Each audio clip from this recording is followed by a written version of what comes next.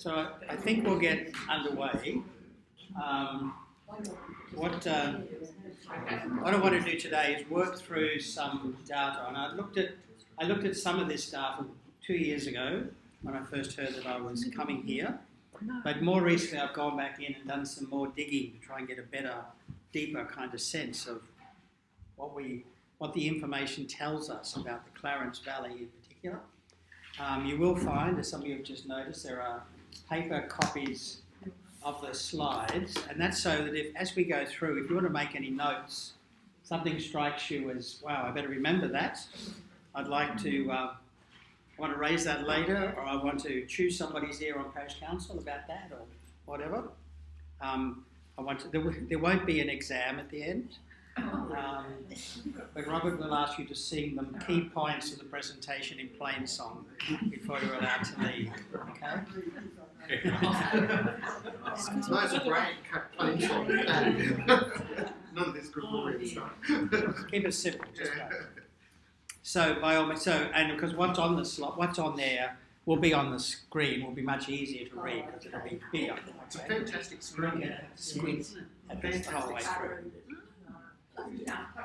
So this is also partly kind of arisen out of my ongoing reflections and conversations with people around town and around the state as we think about how Grafton picks up some of the pieces, not so much as a kind of a engagement with the horrible events in Christchurch, but putting that aside and saying, okay, what happened back then has made us stop and look at ourselves.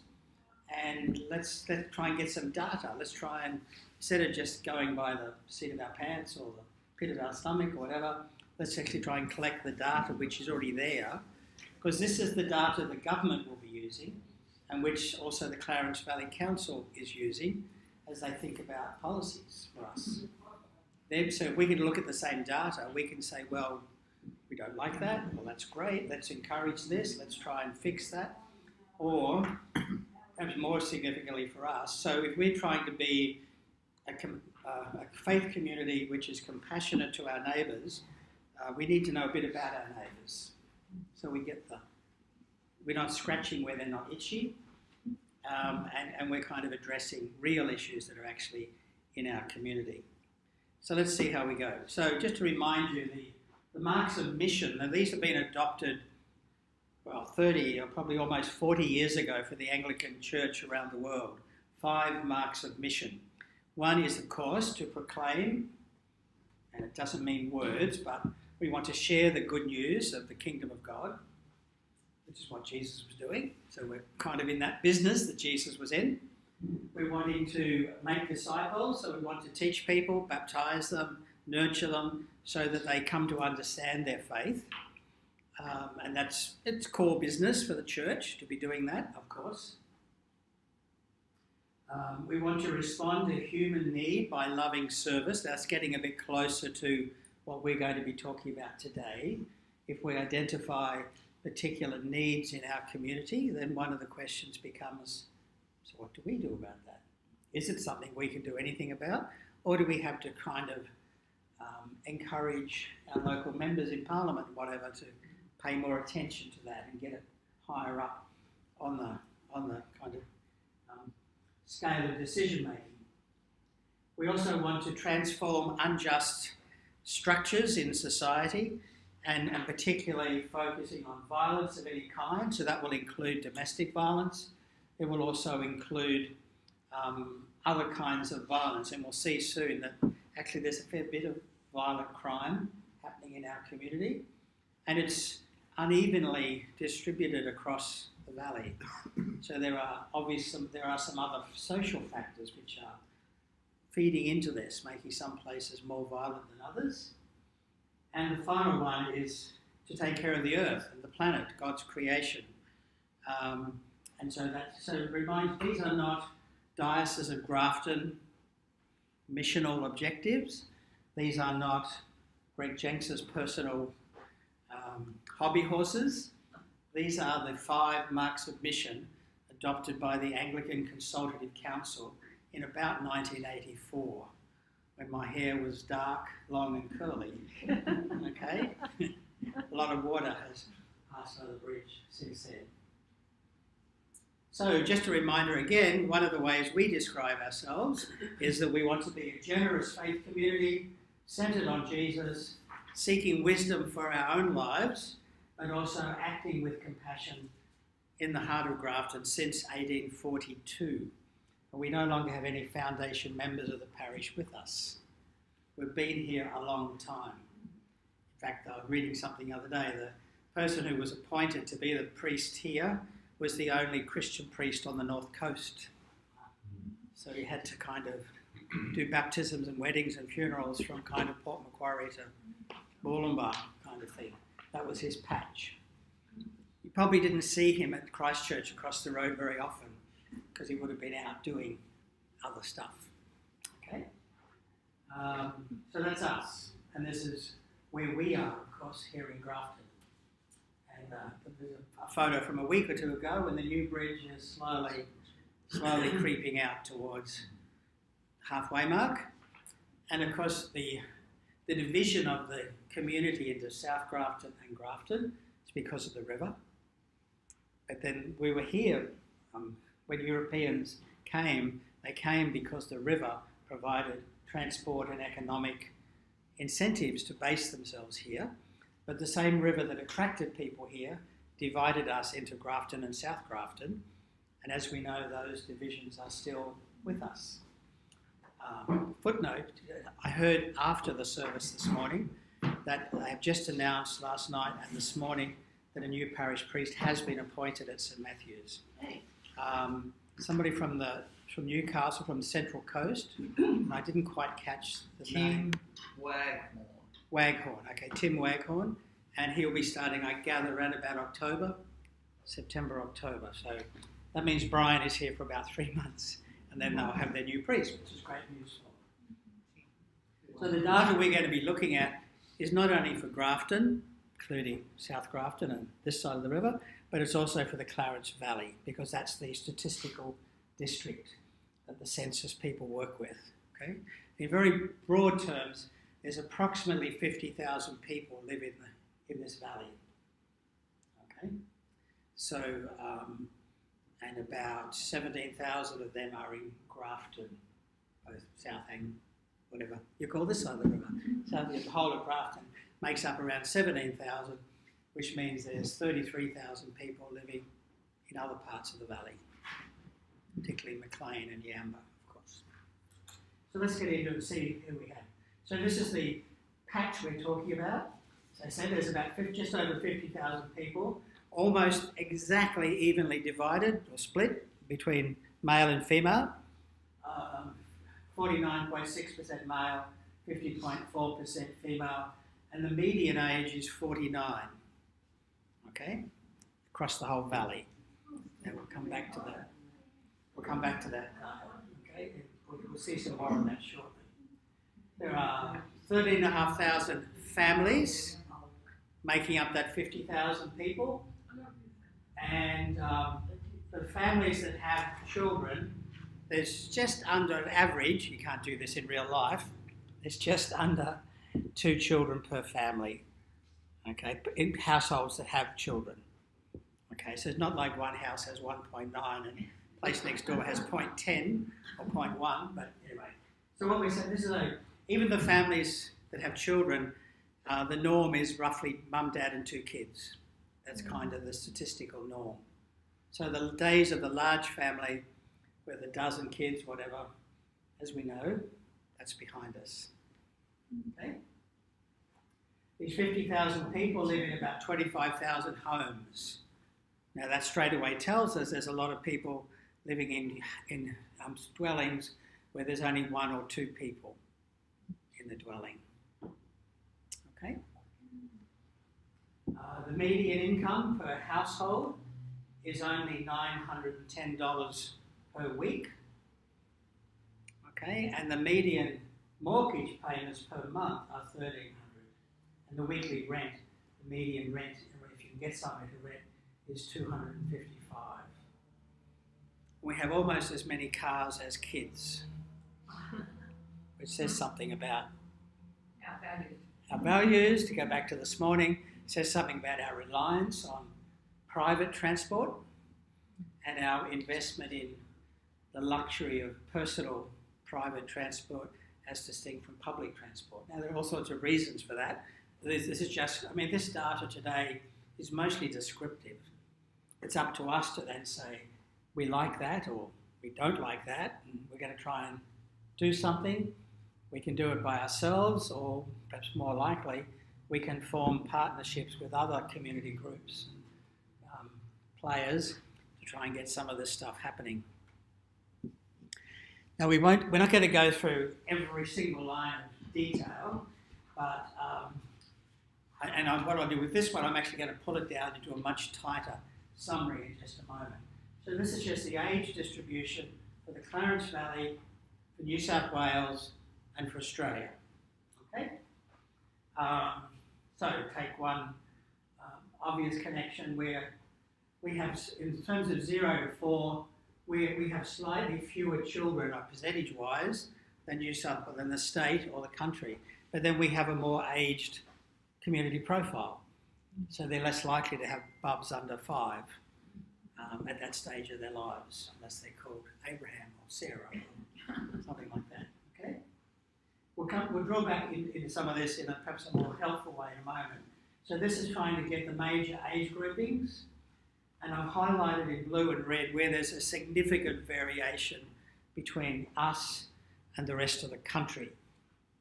So typically, New South Wales and Australia, a bit over a quarter of the population are in their 20s and 30s. It's only like 16%, 17% here in the Clarence Valley. And if we could drill down, it would probably vary. There might be more younger people, say at Yamba, or maybe not, and fewer as you come back, whatever. We're just taking the whole valley. Just adding those, over 50 is 45%. Yes, well that's why. 50, and national is 30. Yeah, you're putting all these together. Yeah. Yeah. It's great to have an accountant in the room. Thank you. I was getting there, but yeah. So what you're putting your finger on, Derek, is that we're missing, and this is stuff we know, and we see it in church, but we see it around the shops. We're missing the 20 and 30-year-olds proportionally, but we're doing really well in the over 50s, with a lot more people over 50 proportionally than in New South Wales as a whole, or in Australia as a whole. Okay, must be State of Origin week, say New South Wales, I think Queensland. So in the 0 to 15, there's not much in it. Okay, so even though there are fewer young couples here in the 20s and 30s, they're certainly keeping the baby production business going, because we're still getting a pretty close. We're not that different from the rest of the country. Okay, 5% versus 6%. Significantly a big decrease in the 23 to 49, 50 and above. Basically half of Clarence Valley is 50 or older. Okay. That can also be because it's a nice place to live when you're in retirement. I mean, there are different. This is just data. We've still got to make sense of the data. It's the good weather most of the time. I mean, even the last couple of days is way better than northeast Victoria. Okay, and drilling that down, just to collapse it down, and this is basically what we were talking about again earlier. 16% school age, basically, 28% between 20 and 50, 25% above 65, and the median age for the valley is 49. For New South Wales, it's 38, and for Australia, it's 37. And we're going to see consistently the data for New South Wales is mostly very close to the national data. So as a lump, New South Wales is sort of representative of Australia. The valley is a bit out of whack on a number of factors. I mean, amongst other things, it means we shouldn't beat ourselves up straight away about the lack of young families, because actually there's a lack of young families in the valley. So, I mean, we expect that doesn't explain the total absence of young families, but it does say, well, things have changed from the halcyon days of St John Edwards or Richard Herford or Bruce Schultz or whatever. Even though there are more people here, the profile of the people has changed dramatically. So family composition, we touched on this briefly earlier.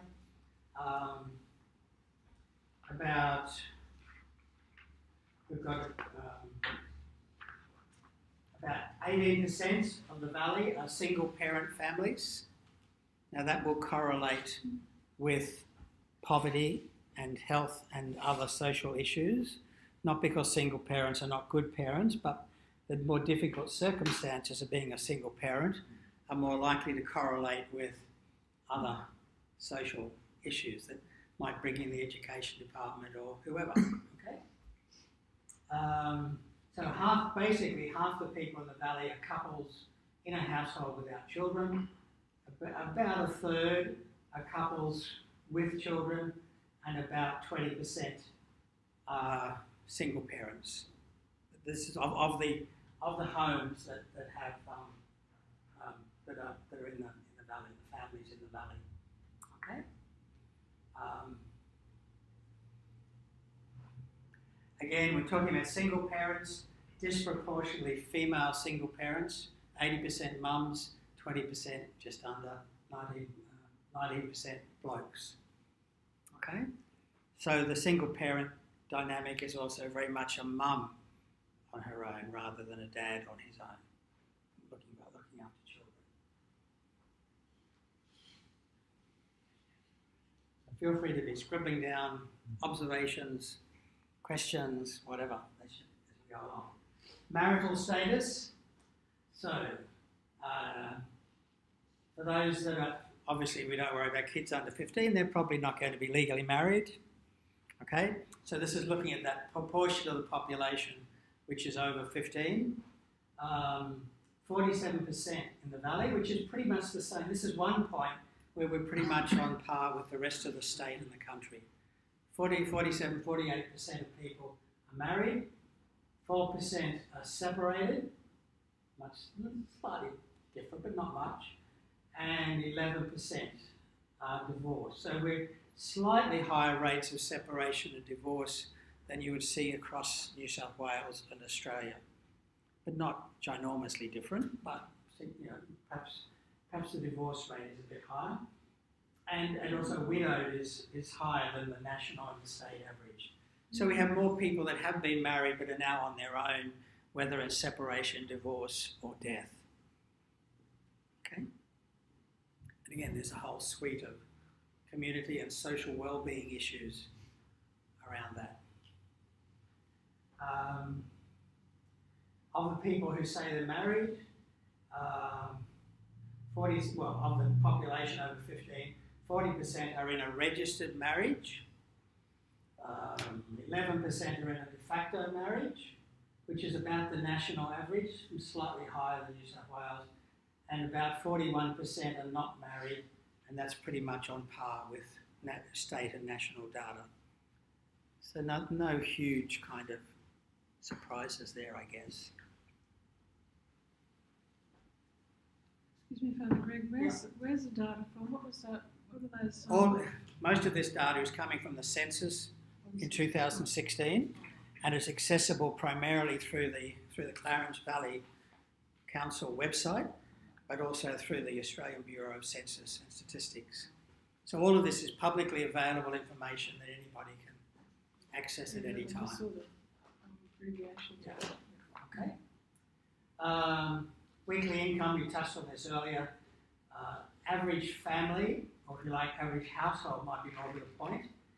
Average household income is only $910, whereas across New South Wales generally, and across Australia generally, it's just over, it's close to $1,500 per household in New South Wales, just a bit over $1,400 per household. So we're about $500 worse off every week per household than New South Wales and Australia more generally. Yeah. That gets distorted a little bit though, because there's a substantial number of people who are on retirement incomes, particularly superannuation, which isn't taxed. So their actual real take-home income is somewhat higher. Although, nonetheless, it's not going to change that. We are significantly poorer. But how the statistics are collected distorts things a little bit. Sure. For retirement That areas. includes people on retirement income as well. I'll take Yeah, pause for a yes, financial yes, analysis here. But for most people, it's Is this likely to include self-funded retirees and there's no tax to pay. people There's who no get tax to pay, but I would imagine in the census they would have sorted out the income. But when we're talking about country towns, vis-a-vis cities like Sydney and Newcastle and Wollongong,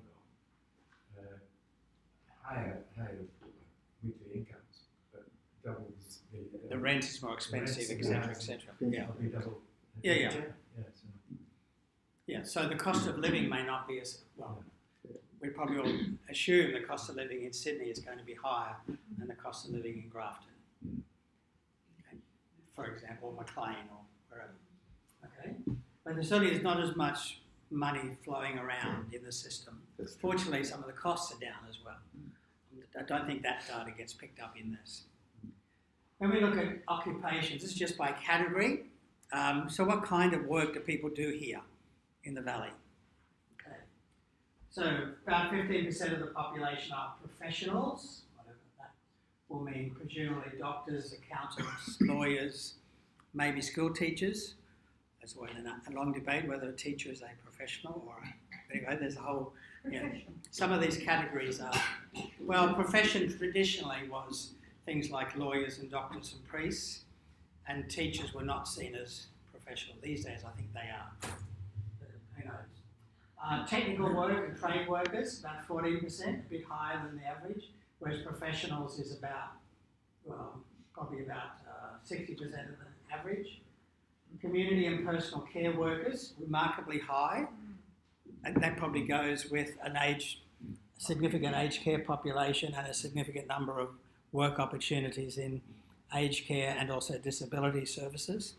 If you walk around the main block, I think one of my first impressions was that every block on both sides of the street, there seems to be some kind of disability services, community services, employment services provider. So there's a lot of work for people offering that kind of service in this community. Okay, which means there's a lot of people needing that sort of service. Labourers, 12% versus 9% nationally. Clerical workers, much the same. Managers, a little bit lower. Sales, much the same, 10.7, 9.2. Machinery operators, again, much the same, 7%, 6%. Okay? But again, we're down in the areas where people are earning more money. Yes, because the areas that are going to pay higher salaries are going to be the professional area, particularly, and of course people running businesses that are doing very well for whatever area they're working in. We're not a head office town. The other side of that coin, of course, is that you look at youth unemployment. I couldn't find, I've heard and read references in the paper and online recently. I just couldn't source similar data to use today, but I did find this graphic, which is looking at the country as a whole. And Coffs Harbour Grafton, the youth unemployment rate is just over 23%, which is, and this chart only has the worst spots on it. It's not showing the national average, it's not showing the state average, it's showing the places in the country where youth unemployment is bad, and it's as bad here as it is in outback Queensland. But we wouldn't expect there to be many jobs for young people in outback Queensland, nor many people out there either. So presumably we're dealing with more numbers of young people who are finding employment particularly difficult to get in the Grafton, Coffs Harbour kind of area. So the Clarence Valley down as far as Coffs is a bit of a black spot. Okay. Even worse than Tasmania. Yeah. Yes, it's even worse than Tasmania, Because they yes. usually come up as being They do. like chronically bad. Yeah. So there's an issue there. Now I'm sure if Sam Kent were here this morning, she'd be able to comment on some of the dynamics that she knows through her work with ETC, and getting kids into good jobs that are sustainable and are not just casual and part-time and intermittent and so on is one of the challenges.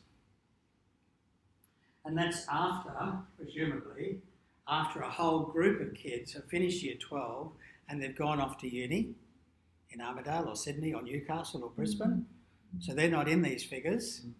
And it's also after the kids that they've found jobs in an industry where you perhaps don't need to have a prior higher educational qualification, but they're going to have career paths in business. And it also is after the kids that have gone off and joined the military. So even after you've taken those ones out, because they've gone off somewhere else to pursue study or employment, we still have 23% unemployment amongst young people. So that's, I think, for me, that's one of the most challenging bits. Yes, we have lots of older people, but it's not a good place to be a young person if you haven't gone to university and you haven't joined the army and you haven't found a job in a big corporation. Life's going to be pretty challenging. Those figures would be even greater in South because whilst the average might be 23.3, Oh, yeah. something like 28 in South and 22 over here or something. Yeah, and this is not even Grafton, this is Coffs Harbour Grafton. I mean, it's a larger, it's not quite the same statistical patch that we've been looking at. So back to the local stuff. So who is studying? Well, not surprising, we've got roughly the same percentages in preschool. Government schools, we have slightly a higher take-up of government schools and a slightly smaller intake of Catholic and independent schools. So there's in the Clarence Valley, public education is slightly more favoured than statewide or nationally. In other words, this is not a community where people are going to pay extra or are as likely to pay extra to put their kids through a private school as they do nationally and at a state level.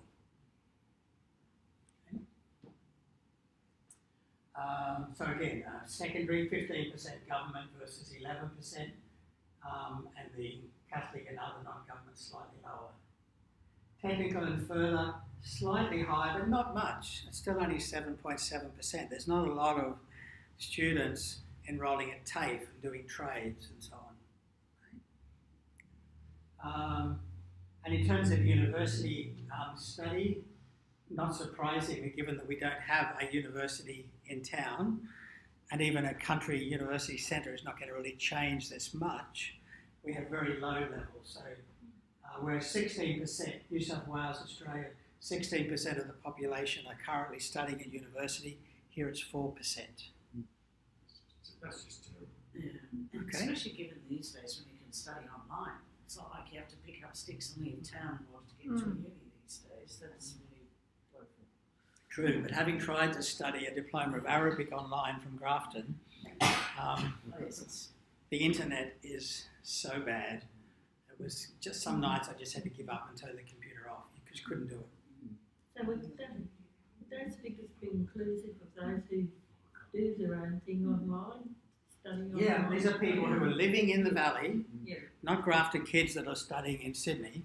There's some people living in the valley who are studying despite the lack of a university. Yeah. They still manage to enrol by distance and do some study. Okay. Now they might be driving up to Lismore to attend classes. Wow, you do that a couple of times a week, you're blown a few days. They might be driving to Port Macquarie where there's a university campus. They're more likely studying online. Yeah. Okay. And so, in a sense, that's the one to call by. 16% nationally, 4 to 5% locally are doing university level study, whether that's a bachelor's or these days a diploma, associate degree, a degree, postgraduate work. It's probably not relevant to what you're talking about, Greg, but quite a few years ago, without knowing the full details, Grafton had the opportunity of having a university college here, and the people who were supposedly had the power to do this said no. Yes, one of the very first things I learned from Donald was that story. Was it? I was being polite and not mentioning that Grafton could have had a university campus, but our council said, as I was told it, we don't want people like that in our town.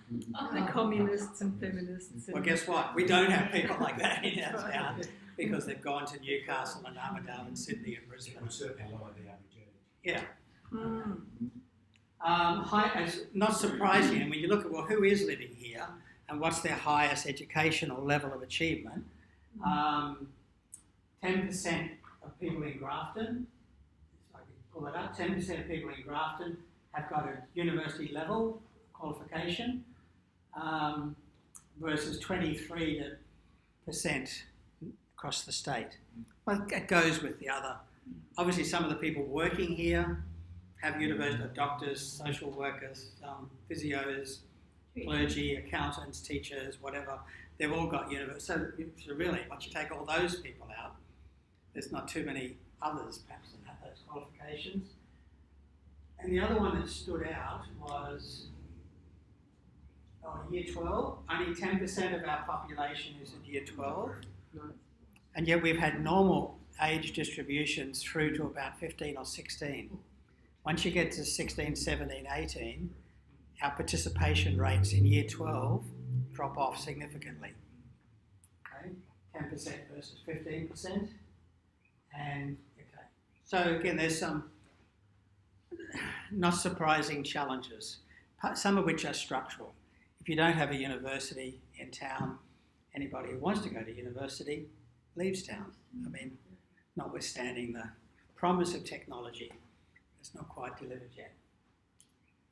If we look at cultural diversity, so we've got roughly 50,000 people, almost 51,000 people. 7.5% of them were born overseas, and 0.2% of them, just over 1,000 people, are people that live here in our community now, from Baryugal to Yamba, and who come from communities where languages other than English is the first language. So we're talking Sri Lankans, Indians, Malayans, Malaysians, say Filipinos, whatever. And in fact, the largest single group, around about 700, are in fact Filipino women who haven't come here to cut bananas, okay? They're married to old white fellas. Okay, so that's an industry. And there's about 700 Filipino women in the valley. They'll be almost 100% Roman Catholic. Okay, some of them will be Anglican, but very few. But there is a big Episcopal church in the Philippines, Anglican church. We look at that. So if 7.5% are overseas born, there's another 7 or 8% or 7% in the valley who are Indigenous Australians. So they're locally born, but they're more than locally born. They're the first peoples of the valley. And I don't think I have the data for Grafton, but my understanding is if it's 7 to 8% across the valley, it's more like 12% in Grafton and 12 South. 12 in South Grafton, 8 in Grafton itself. That's interesting. So Grafton is more like the valley. South Grafton is about 50% higher. Okay. We'll unpack this cultural diversity or lack of in a moment. So in terms of the First Nations people, Australia as a whole, average of 2.8% Indigenous and a median age of 23.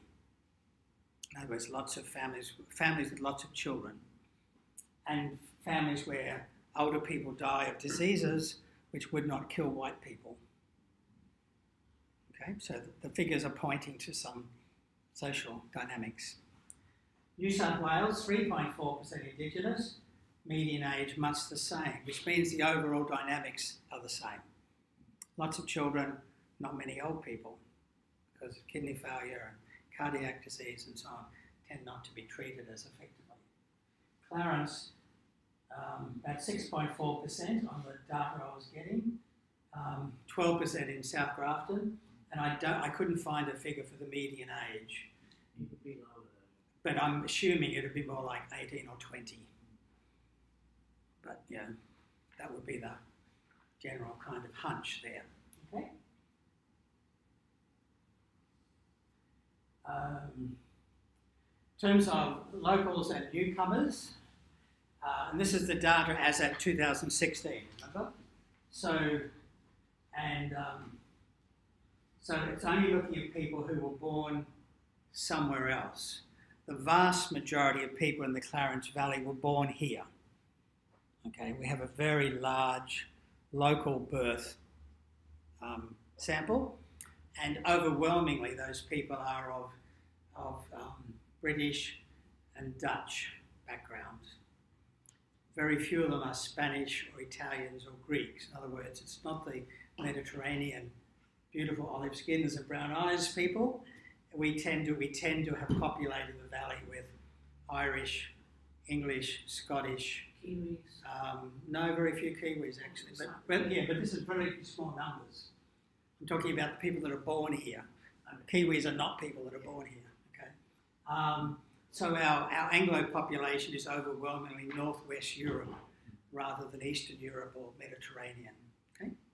So in this town, even the Catholics are Irish, not Italians. Okay, which would not be the same at New Farm, for example, in Brisbane. And I suspect not the same in Lismore, but who knows. So yes, so these are people that are born overseas. The grey is Australia, and the greeny colour, the teal colour, is us. And this is sort of percentage of the population. So percentages of 50,000. So somewhere around here it's about 0.5% of 50,000, which is not many people. Okay. So what's with the Netherlands exceeding the Australian? Well, because typically we're more likely to have somebody with Dutch background than Sydney is. But that goes to the point. Our traditional ethnic composition is British Isles, Dutch. But what attracted the Dutch here? In fact, there's already family here. There's some, but there's not that there's. I haven't noticed a Dutch club or any social infrastructure for people from the Netherlands. There is a lot of Dutch here. Yeah. Dutch, yeah. But bear in mind, we're talking. Where are we? Netherlands. We're talking about a third of 1%. We're talking about 100 people. Greg, quite a few people came to this area from Germany. You know, if you look at the names, Yeah, you can see. Yeah, well, about the same as Netherlands. Yeah. These are who goes. we can't do that. Yeah, these are people that have recently. These are the people living here now who were not born here. Yeah. So all those German names from the 19th century, they're locals. Yeah. They're no longer born somewhere else. Yeah. The Schwimmhangers and the Kronerts and whatever. They're now locals. They're in the 85% of the population or the 92% of the population who were born here. Amongst the 8% of people who come from somewhere else, 0.5% of them come from Germany. 0.5% come from whereas in Australia as a whole, actually, it's also telling us Australia does not attract many Dutch and Germans, okay? Because their economies are doing very well.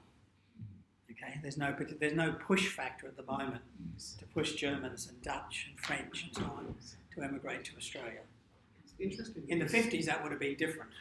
There's no Middle East or No. No Africans apart from South Africa. Well, you've got sort of South Continent, sort of South Asia, India, but notice Australia as a whole, quite a pull factor from India.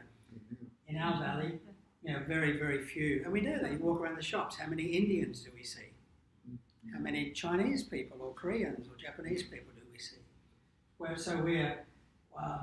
If we do have people that have come from overseas, they're more likely to be from the UK or New Zealand. A lot of people, many people, I don't want to say a lot, many people, I'm an English teacher, many people who come to the Clarence Valley, particularly Grafton, came from South Africa. Is that there? Yes. South Africa is here. It's some. Yeah. But they wouldn't have been black South Africans, they would have been No. European South Africans. Yeah, I mean, that's just a guess. I don't have the data. Yeah. So it's relatively small. And with this, people who in 2016 were living in the valley but were born somewhere else, born outside Australia. See, some of the South Africans could have been Dutch as well. Sorry? Some of the South African people that have come here. Oh, sure. recently- When I said European, that's going to be either Dutch or English. The Anglo community of South Africa is either Afrikaner or English. Yeah. So I don't want to obsess on this one slide, but just what that's saying is that for that small chunk of people who were not born locally, they're mostly going to be represented by Brits and Kiwis, and a tiny, tiny smattering from a few other places. That's beginning to change. So this is between 2011 and 2016, 2 census points, 5 years apart. Okay, look what's happening. Fewer and fewer people are coming over that 5-year period from the UK and from the Netherlands and from Germany. But we're beginning to see that a shift in the weighting to people from South Africa, India, China and Canada and so on, and also the Philippines. Notice, look at this number. So that's telling us something. These are not Filipino cane workers, okay? These are Filipino women who are coming to work in the domestic services industry. Quite a lot of them work in aged care. And many of them find work. They don't come to the country to look for work primarily, but once they're here, their European husband likes them to have an income, and they find work in aged care and similar service industries. Yep. All right. So that's just pointing out that there is a shift going on. It's relatively small, but the traditional source for people coming into the valley who were born overseas had been Northwest Europe. It's beginning to switch to North America and Asia. Not the Middle East, which is a shame for me. Not the Middle East, but North America and Asia and South Africa. But again, not tall, dark, handsome black South Africans, more likely to be European South Africans, I'm guessing. Tend not to be as tall or as handsome or as dark as the Africans. Never mind, yeah, got the point. Okay, so the total overseas born was only about 7%, and it was much the same 5 years earlier. So there's not been any real change. 2.9, 2.6, 4.6, 4.6, whereas overwhelmingly 83% and 88% people in the Clarence Valley were born in Australia, whether their grandparents were Germans or Dutch or whatever. Okay? So there is a slight change, but we're not being swamped by busloads of Chinese, or except at Jacaranda Festival. But I mean, apart from that one blip, we're not being swamped by lots of people from diverse countries of origin. This is just the same point. 2.9% of the people, almost 3% of the people living in the valley came from countries where English was not their first language, which means 97% of people came from places where English was being spoken, even if that means American. Okay, that's for my American friends. Okay, let's think about religious diversity. Doesn't this look fantastic? Okay? The dark teal is Clarence Valley, the grey is Australia. And Anglicans are doing way, way better in the Clarence Valley than across the country as a whole. Actually, so are Catholics, actually. All right. Uniting Church is doing about the same here as it does anywhere. Okay. Christians not further defined. A little bit. Baptists about the same. Very few Buddhists here compared with nationally. More, but not a large number. You're more likely to find a JW in Grafton than in New South Wales. Okay. And despite all the sound and fury and the light effects and so on, you're less likely to find a Pentecostal Christian in Grafton than you are in Sydney. which is not the impression you get. Okay, with the New Life Church and the Riverside Church and the City View Church and the Connect Church at South Brisbane and the True Vine Church and all the rest. A lot of noise and sound and activity, but it's not translating into people saying, I'm one of them. But it is translating into a surprisingly high number of kids in the schools who are quite vocally out there from that background. I'm surprised by that actually. I thought it would have been higher given what I've seen in the classrooms. If you're talking about the data at CVAS, 40% no religion, 30% Anglican. That's what the parents put on the form. 15% Catholic. But the Pentecostal kids are very vocal. So Yeah, but they are, but they're very few in number. Yeah. I mean, I grew up in that sort of hard evangelical tradition. You're trained and you're taught to be out there. Yep. But actually, they're a noisy few. They don't represent the community. They're not typical of Grafton. And that was hard. I just have a make comment. Yeah. I was talking to one of my neighbours during the week who came with young children on Sunday. First time to church, I think. Oh, kids want to know when we can go back again. With the morning tea. It was the drinks night. Bag of chips. Well, if that's all it takes, we'll buy poppers and salted chips every week. But you've got to get mum and dad out of bed to bring them. Yeah. Well, can I ask, are the Pentecostal people the same as do they belong to churches that are called Clarence Valley? Yeah, just another label. Yeah, and you can. Oh, sorry. Yeah, and so this is reflecting what people put on their census form in August 2016, okay, which is 3 years ago. So that's where it was. So 27% or so in the valley claim that they're Anglican. Now we've got 50,000 people, so that means we've got 26,000 people say they're Anglican in the valley. Well, the good Anglicans, they're out there in the world. You won't find them in church. Well, it also covers 4 parishes in the Clarence Valley. 3 parishes? Well, Glenroe would come into there. No, I don't think it does.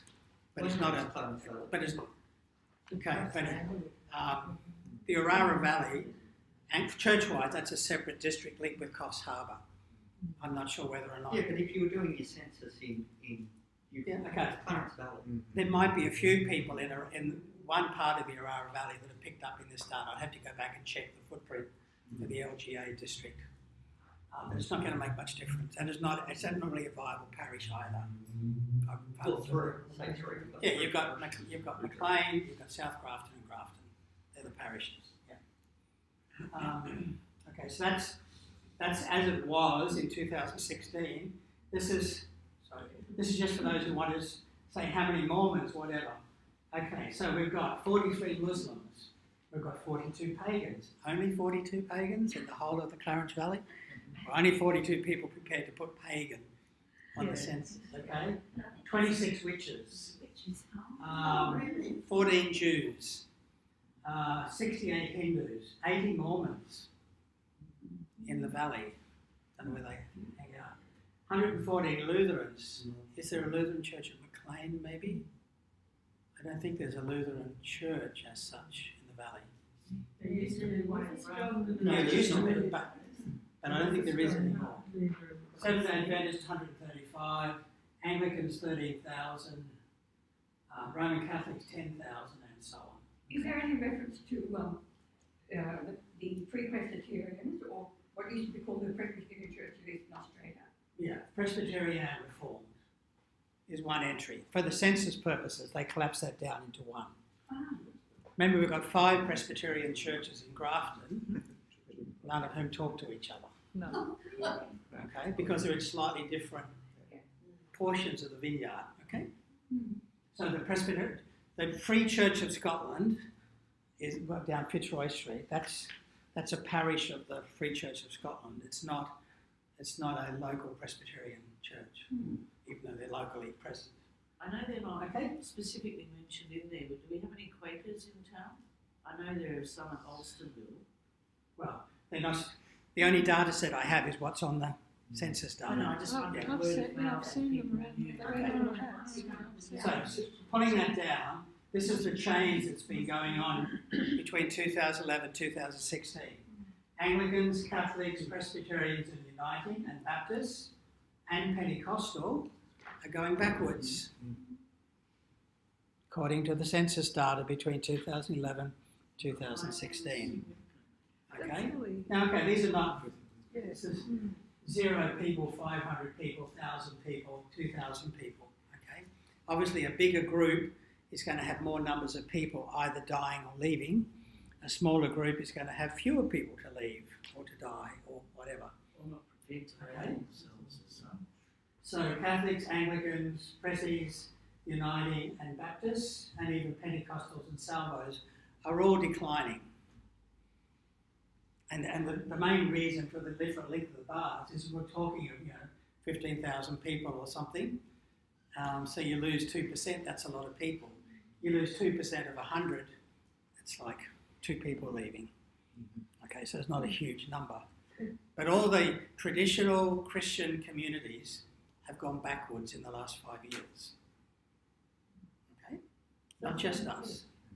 What is the Clarence Valley's population? About 50,000. 50. Oh, right. That's the number we've been working with the whole time. Right. 50,600 and something.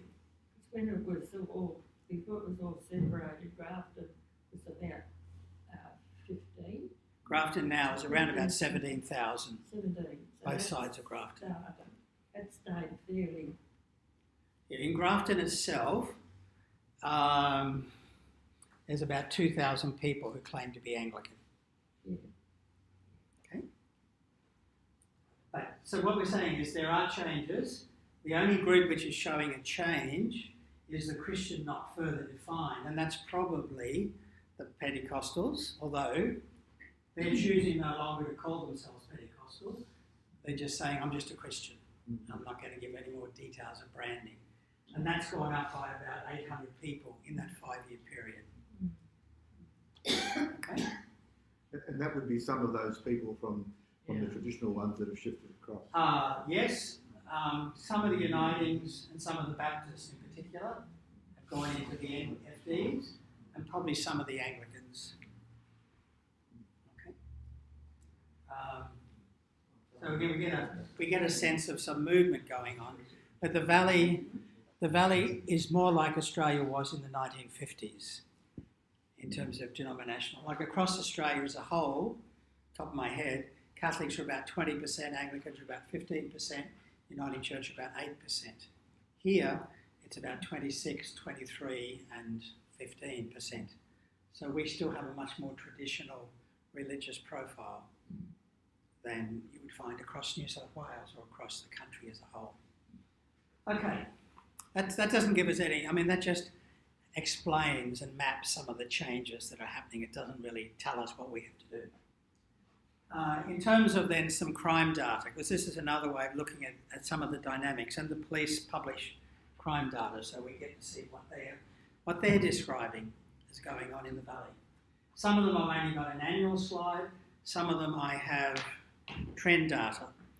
The problem with annual data is if the police really focus on problem A this year, they're going to have a big report. But what we really want to see is the trend over 10 years, whatever, and compare it with the New South Wales. So in terms of ice use, and ice is one of the scariest drugs around, this is the New South Wales thing. Now these scales are all based on 100,000 people, and Clarence Valley is approximately 50,000 people. So we've got to scale that in, okay? So across New South Wales as a whole, it's about 100 people per 100,000 are using ice or have been convicted of using ice. In Grafton, it's very similar, just slightly above the state average. In 2000, December, this is through last year, Maclean, nobody does ice at Maclean, according to this data. That could be skewed by where they got charged. Yeah. Sure, but they're too mean. Cost too much money. Yeah. Somebody has said to me that's because the people at Yamba are making the ice and they're selling it to the people at South Grafton. Okay. South Grafton has a rate which is 3 times higher than the state average. Okay, now it's not, so it's still only going to be, around about 300 people per 100,000. South Grafton is about 5,000, 6,000 people, so you scale it back down. It's not going to be every kid you walk past in the street is not doing ice, but 3 times higher the state average and twice as high as this side of the river. And those are just the ones that get caught. Yeah. Oh, and this is just the crime stats, not the ones doing it. Remember, they've done research, particularly around Sydney and so on, where they were sampling the ice and other chemical products that had made their way into the sewerage system. Yeah. And it actually showed that some of the affluent suburbs where crime rates are officially low, there were nonetheless very high levels of people choosing to pour the drugs down the toilet rather than eat it. Apparently. And are these charges or convictions? Yeah. These are incidents of drug offences, use and possession of amphetamine. I couldn't answer. Yeah. Because if you're in a richer neighbourhood where you can afford a good lawyer, the Yeah, conviction rate's likely to be Yeah, less. so these are people that are being charged and, police say we've got an issue here. Can I interrupt? Alex, I couldn't understand what you said. What did you say? If you, it matters whether it's a conviction rate or whether it's a charge rate. Yeah. Because if you live in a richer neighbourhood, you can be charged, but you might not be convicted because your lawyer was good. So you're a poor person who can't afford that resource to get you off. Sure. Yeah, and I'm sure that's partly what's going on in South Grafton. Yeah. But that's Okay. probably going to get worse because the Aboriginal Legal Service is now shifting Yeah. out of Grafton. Yeah. And Yamba is lower than the state average, but not as good as McLean, which is kind of just there. Yeah, that's good. Okay, so these are just snapshots. We're not here to have a drug summit, but let's. Okay. The trend data for abuse of amphetamine across the valley from 1995 to 2018. So this gives us a better sense. The blue line is the state average, and the pink or red line is our valley. So it's consistently consistently above the state average, and it's moving as it gets worse in the state, it's getting worse up here. Yeah. I have no idea what it means when every 6 months it goes back to 0. I think that's just the way they've drawn the graph. I mean, it can't be that in November 2000 it was, or whatever, September 99 was up here, November 2000 was 0. That doesn't make sense. The person who enters the stats only works part-time. But so just look at the overall trend. So there was a particular problem about 20 years ago. I don't know if any, I don't mean you were part of the problem, but I don't know if you know about any reports in the media around about 2000, 99, 2000, and obviously, or that was a year when the police really focused on drug abuse. And they rounded up lots of poor people that have been doing drugs. There was a drug summit about that time, I think. But so leaving that outlier out, you can see a trend, and the trend is consistently higher use, but it's not getting any better, and it's reflecting the wider data, but at a slightly higher level. Now we go to South Grafton, still amphetamine use. The blue line is the state, and the other jiggly line is South Grafton data. Okay. This is still per 100,000. So you've got to scale it right down. South Grafton is probably only 20% of 100,000. So you've got to, we're not talking of lots and lots of people. But the trend is there. Interestingly, the state trend is not showing the problem is getting worse, despite the political rhetoric around election times. Okay, interesting. It's something around which politicians campaign, but the data is not suggesting that it's blown off the scale. It's trending slightly up, but not hugely. You see, when they build housing estates that only support low-income people in one area, congregated in one area, that's when you get the high rates of things instead of sprinkling them around everywhere. Yeah, well, you'll get, this is spread over not one housing estate, this is spread over either, well, it's either a large suburb like South Grafton or it's the whole valley. But yeah, I was on to say though, Yeah. housing commission homes that are all together. I mean, Sure.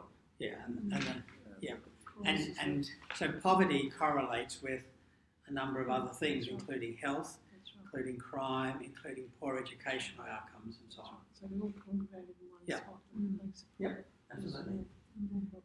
This next slide is looking at domestic violence. And again, Maclean and Yamba are lower than the state average in that particular year, which was last year. Grafton is almost twice the state average, and South Grafton is close to 3 times the state average. Again, allowing for the fact we're talking relatively small numbers of people. So domestic violence, of course, correlates with social disadvantage, poverty, health, alcohol, drugs, and so on. This is the trend data, again, just in South Grafton, from 2011 to 2018. There's the state data in the blue line, and the South Grafton data is consistently way above the state average. You could presumably, if I had enough time, I could have tracked down similar charts for Yamba, Maclean, whatever, but I'm just going with some that are more readily available to me. And even if at its lowest points, it's still escalating upwards. Yeah, well, it's actually not going, it's not going through the ceiling in South Grafton. I mean, even at its lowest points, Greg, Yeah. the trend at south is still going up. See, it's starting to be above the Yeah, blue line I rather see than what you below mean, the blue line. Yeah, up here, and so on. Yeah, and I'm not sure that the lowest points are anything other than just the line going back to 0. Although then why isn't it like down here? So yeah, I don't quite understand what's going on with that line. I would have preferred them just to have a line that joined the dots across the top rather than a totally different graphic, which I'm finding a bit confusing. But we can see that what it's saying is, not just in South Grafton, but particularly in South Grafton, there are some challenges around domestic assault. This is adult victims of alcohol-related assault, but not necessarily domestic assault. Now, you had to get a copper to explain. That's just beating up random women, but not women in the home. Maybe. I mean, I'm not quite sure what's going on there. I think this one includes the blokes. Adult female victims with alcohol-related assault. Oh, no, it does still say domestic assault in brackets on residential premises. Oh. So this is home-based domestic assault of women, where alcohol is a factor rather than stress over gambling debts or something else. Okay, so just a particular slice. Again, New South Wales state average is about 180 people per 100,000. South Grafton is just over 400 per 100,000. Grafton it's about 200. So what we're consistently seeing is a differential between this side of the river and the other side of the river, which points to underlying long-term issues, which everybody who lives in Grafton knows about. But I mean, that's to what extent is that something that South Grafton Parish and Grafton Parish could be doing something about? Could be putting our hearts together and saying, what can we do here? Yamba actually is interestingly high, and Maclean, and very different data. Okay, push it along, we're up to the hour.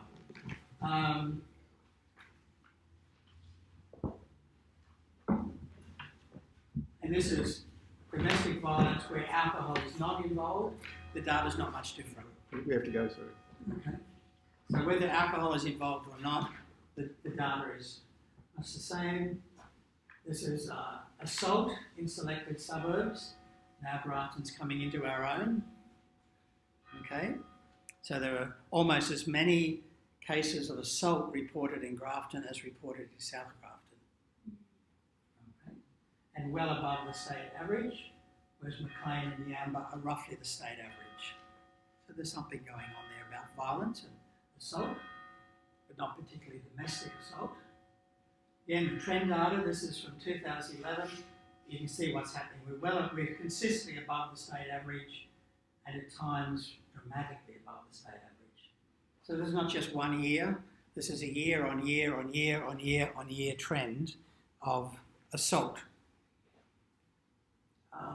And this is Grafton, not South Grafton.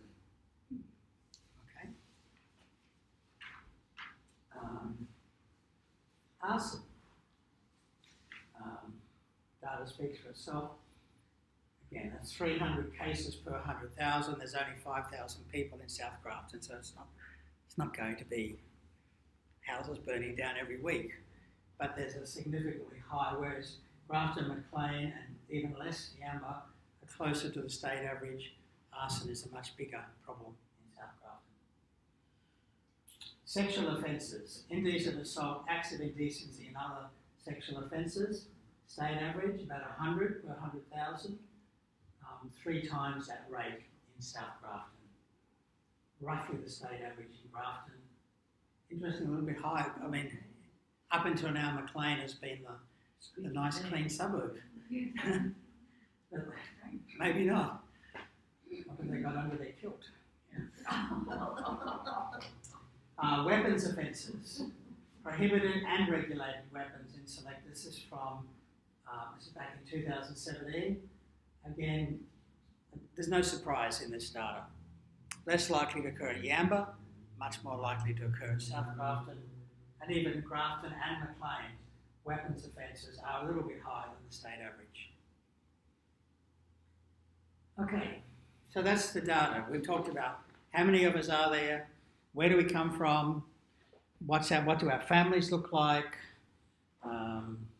what do our educational achievements look like, what's our workplace data looking like, and then we've looked at some of that, what's our religious profile looking like, and then we've looked at some of the data which points to problems, whether that be drugs, alcohol, violence, assault, arson, and so on. Okay? We didn't do homelessness, did we? Sorry? We didn't do homelessness. I just didn't have data on it. Yeah. But you know, there's any number of issues we could look at. Oh, yeah. You also, there's no data here about nasty things being said to the handful of people who are not of Anglo background, because that data is not going to be reported much, and it's not going to find its way into the census data, which I was relying on. We need other avenues of data to find that. So homelessness will be another one. We've looked at youth unemployment. Homelessness would clearly be another issue. Affordable housing, we've got the data from Anglicare, which we had last month, from Estelle, so we know that the issues around affordable housing and homelessness to a certain extent factors into that. And my guess is it tends to correlate with what we've been talking about here. So the final page on your kind of worksheet is for you to come up with questions and issues you would like Parish Council to be addressing. It's basic, it's a version of the SWOT analysis. What are the principal needs in our community is one of the boxes. So I think there's a separate page right at the back, isn't there? No, one more page maybe? Yes. Oh, yeah. Sheets of paper have 2 sides. Yeah. I was sure I'd run it off. But, yeah. So we don't have time to go through this today, but I'd really encourage you to say, well, okay, out of all of that, what emerges are the principal needs in our community? Okay, there are some issues there. So what are they? What are the opportunities for us in our mission as Anglicans, given our 5 marks of mission include responding to need, dealing with violence, and caring for the environment. That's 3, 4, 5 from the marks of mission. So what are our opportunities as Anglicans here in Grafton and across the valley? What can we be doing about it? What are the major challenges and threats that we face as we try to do that? Now, for example, we're not getting any younger. There aren't very many of us left to do this work. We can all think of reasons that are going to make it hard to do anything and have much impact. But we do have some resources, including the school, including partnerships with the City Council, with the Clarence Valley Council, with Multicultural New South Wales, with the police, with Headspace, and so on, with the School of Arts at South Grafton, etc., etc. Do we need to be talking with the focus of Matthews to say, look, this is too big a problem for us to say, look, we're on this side of the river. Yeah, is this something we can be doing? Is there stuff we can be doing together where we can help each other to develop programs or whatever to address some of this? And then out of all the things we could do and should do, which are the issues that we're going to choose to address in the next 2 or 3 years? Because we can't tackle everything, but are there 1 or 2 things that just kind of float to the surface? And look, that is such an issue, and so many people are being hurt by this. We've just got to find a way of doing something, whatever it might happen to be. Now, to do that properly, we of course would need to take the rest of the day to continue unpacking all this. But I hope the content from last month about homelessness and housing and other forms of social disadvantage which Anglicare addresses, and of course Anglicare are one of the assets we have. It's not just us and South Grafton and the school, but also Anglicare. We have a pretty significant set of assets that we could be, and the op shops both here and across the river, St Matthews. We've got assets we could be deploying more intentionally to make Grafton and the Clarence Valley a healthier and happier and more blessed place. And I'd be saying that is the work of God in this valley, okay, which we have to be doing in some way. The question is, how do we do it? What programs do we set up or support? And what resources can we find to put into it? Okay? Can I just ask a question before people disperse? Certainly. Apart from me, is there anyone from South Grafton in the Cathedral Parish? Yes. A couple of people in the choir as well, and a few others. And you'll find some folk who go to St Matthews and live on this side of the river, but yeah, there are.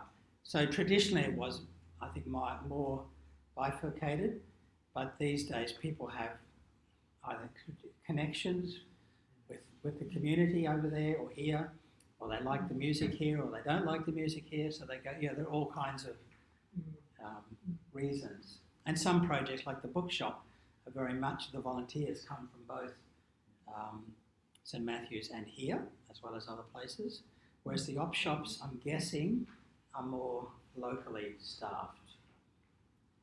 Assuming St Matthews has their own op shop, I don't imagine there's anybody from St Matthews volunteering here, and vice versa. We have a big help of volunteers in our op shop from the community who are related to, don't come to church more or less, and that's lovely. Yeah. Weren't they going to talk about a police youth association for kids to keep them active, and wasn't there? PCYC.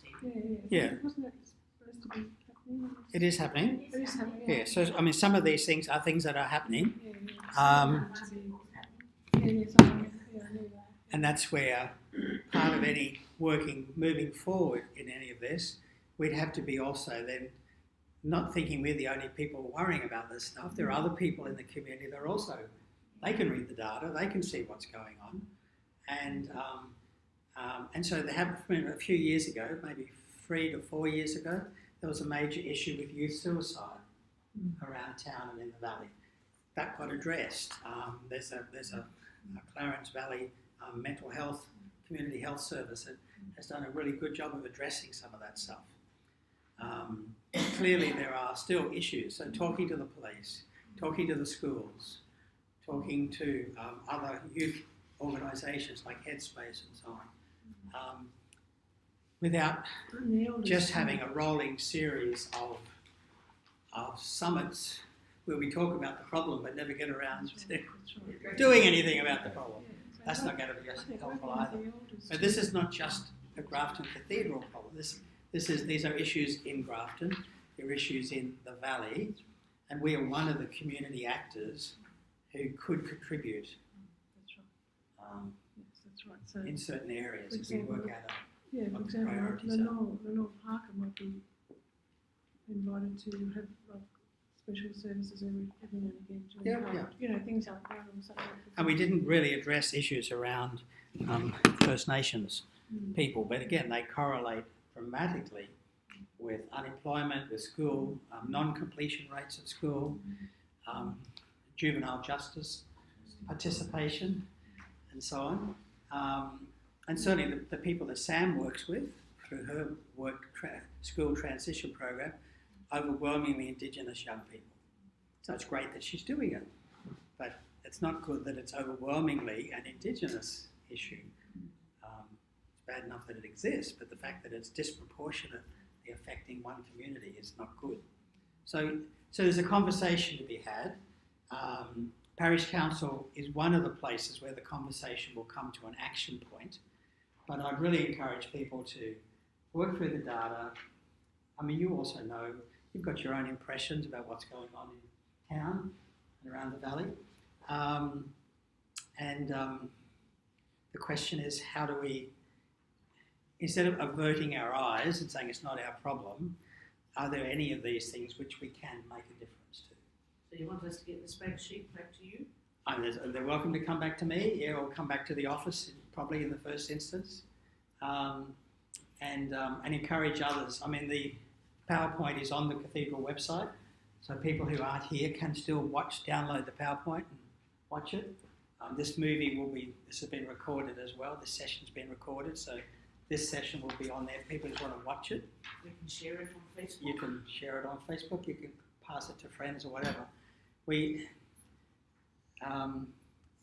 me, the question is, I'm learning more about the place where we are, which is the place where most of you will be for various amounts of time. And the cathedral, it seems to me, doesn't connect well with many of those points of need. Now, it doesn't mean if we start doing something, that will not translate into dozens of domestic violence victims suddenly thinking, I want to be in church on Sunday morning. It's not going to be a program about numbers. It's a program about how we serve God's mission in our community. There's no point running programs that might work at Tweed Heads, for instance, but they're just not relevant in Grafton. So we've got to come up with what needs to be done in our community, and which of our resources can realistically be directed into those areas of need. Try and make a difference, give people hope. Okay?